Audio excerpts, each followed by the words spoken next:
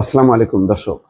কাল রাত থেকে হঠাৎ করেই প্রধান উপদেষ্টার বাসভবন যমুনার সামনে বিক্ষোভ শুরু করেছে বৈষম্য বিরোধী ছাত্র আন্দোলন বা এনসিপি। বৈষম্য বিরোধী ছাত্র আন্দোলন এখন বলা ঠিক হবে না, সেই কাঠামো নেই।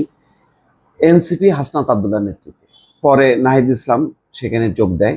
রাতে অনেক রকম নাটকীয়তা। একজন উপদেষ্টা, ছাত্র উপদেষ্টা, তিনি জানালেন যে স্বেচ্ছাসেবক লীগ এবং যুবলীগ নিষিদ্ধ হচ্ছে রাতের মধ্যেই।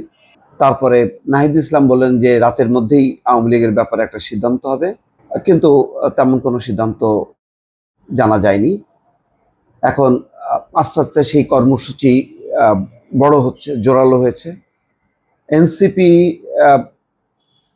কয়েকশো কর্মী নিয়ে সেখানে জমায়েত হয়।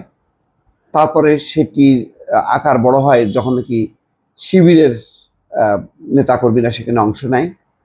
তারপরে জামাতের একটা অংশ সেখানে যুক্ত হয়, এবি পার্টিও সেখানে যুক্ত হয়েছে, ইনকলাব মঞ্চ।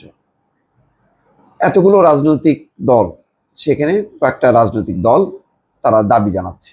সবচেয়ে বড় প্রধান রাজনৈতিক দল বিএনপি কিন্তু এই বিক্ষোভে নেই, এই দাবিতে নেই, এই সমাবেশে অংশ নিয়েছে তেমন কোনো চিত্রও দেখা যাচ্ছে না। এই অবস্থায় আমার কয়েকটা প্রশ্ন, যে সরকার এখন সিদ্ধান্ত নেবে কিসের ভিত্তিতে, কাদের কথায়?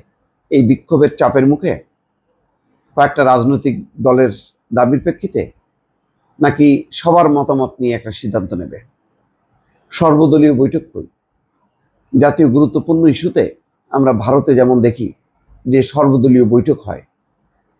আওয়ামী লীগের নিষিদ্ধের প্রশ্নে যেহেতু এখানে সংসদ নেই, তাহলে সরকার চাপে পড়ে বিক্ষোভের মুখে সিদ্ধান্ত নেবে, নাকি সর্বদলীয় বৈঠক করে সিদ্ধান্ত নেবে? এটা একটা গুরুত্বপূর্ণ প্রশ্ন। এই প্রশ্নের মীমাংসা যদি না হয়, এককভাবে যদি সরকার সিদ্ধান্ত নেয়, তাহলে তার পরিণতি কি হতে পারে? কিছুদিন আগে প্রধান উপদেষ্টা ডক্টর মোহাম্মদ ইউনূস বলেছেন, আওয়ামী লীগ নিষিদ্ধের কোনো পরিকল্পনা সরকারের নেই। এখন সেই সরকার হঠাৎ করেই নিষিদ্ধ করতে যাচ্ছে। এতে কি সরকার আন্তর্জাতিকভাবে প্রশ্নের সম্মুখীন হবে কিনা, এটা একটা প্রশ্ন। যখন নির্বাচনের দাবি করছে প্রধান রাজনৈতিক দল বিএনপি সহ আরো অনেকে, তখন একটি দলকে নিষিদ্ধ করা হলো, এমন একটা দল যেই দল কিছুদিন আগে জনতার আন্দোলনে, জনতার অভ্যুত্থানে ক্ষমতাচ্যুত হয়েছে। সেই দলের অনেক নেতার বিচার হচ্ছে, কিন্তু এখানে দুটি প্রশ্ন সামনে এসছে, যে দলের বিচার হবে নাকি দলের যারা অভিযুক্ত তাদের বিচার হবে। কেউ কেউ বলছেন যারা অন্যায় করেছে, অপরাধ করেছে, তাদের বিচার হোক, দলের বিচার হওয়া কেন উচিত না। দলের যদি বিচার হয় তাহলে সেখানে গণতন্ত্রহীনতা হয়, সেখানে একটি গণতান্ত্রিক রাষ্ট্রের যে গণতান্ত্রিক অধিকার, দল করার অধিকার, সংগঠন করার অধিকার, তার সেটা ক্ষুণ্ণ হয়। এই অবস্থায় সরকার যদি একটা পদক্ষেপ নিতে যায়, তাহলে একটা বড় ধরনের আন্তর্জাতিক চ্যালেঞ্জ বা প্রশ্ন, সেই প্রশ্নটা কিন্তু একদম সামনে চলে আসবে। এই অবস্থায় কি করা উচিত? সরকারের একটা সিদ্ধান্ত দ্রুত হওয়া উচিত। হয় রাজপথের এই অংশের দাবি মানতে হবে, নতুবা এর বিপরীতে আওয়ামী লীগ প্রশ্নে একটা সর্বদলীয় মিটিং করে সিদ্ধান্ত নিতে হবে যে আওয়ামী লীগকে নিষিদ্ধ করা হবে নাকি করা হবে না।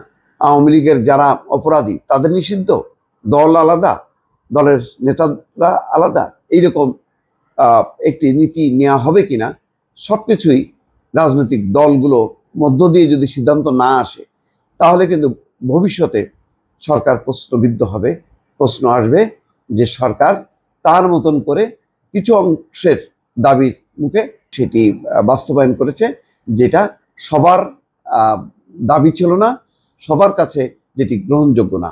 ফলে একটা কঠিন একটা বাস্তবতার মধ্যে এই মুহূর্তে অন্তর্বর্তী সরকার। দর্শক ভালো থাকবেন, আল্লাহ হাফেজ।